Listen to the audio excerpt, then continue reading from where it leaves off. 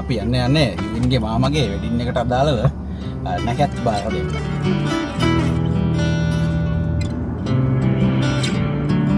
අම්මා මාව බංගවන්න හරි කලබලයනේ බං. අපි අද ඇවිල්ලා ඉන්නේ යුවින්ගේ මාමගේ මගුල් ගෙදරට අදාළ නැකත් පත්‍ර බාර දෙන්න. ඉතින් මේක මග්ගාව තියෙනවා. ඉතින් ඒකට අද ඇවිල්ලා ඉන්නවා ආච්චිලා සීයලා යුවින්ගේ මාමා. ඉතින් අපි බලමු කට්ටිය.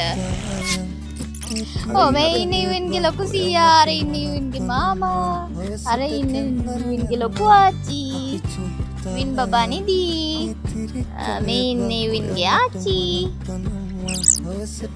මේ ඉන්නේ යුවින්ගේ සීයා. එහෙනම් අපි ඉන්නේ යුවින්ගේ මාමා එනකන් තව චුට්ටකින් ඒවි. ඊට පස්සේ අපි යන් යුවින්ගේ නැන්දගේ ගෙදරට. අපි චුට්ටලයන් ඉතිරි කලේ බං.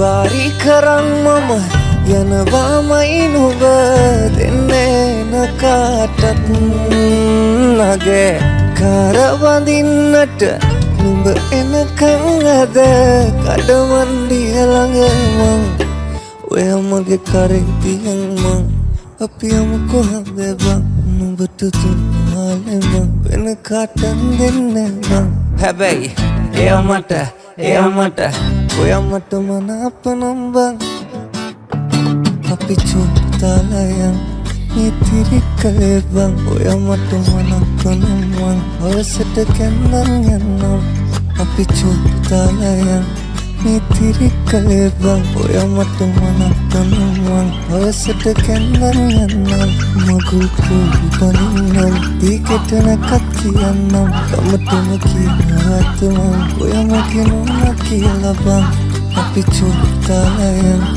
ඉතිරි කලේ බං ඔයමට මනාපනම් මං හවසට කැන්දන් යන්නම්. දැන් ඔයාට අපි දවසට මොකද්ද හිතෙන්නේ? අද දවස් ඇත්තටම හොඳයි. හොඳයි. හොඳයි. අද තමයි මේ අමාරුවේ වැටෙන මූලාරම්භය.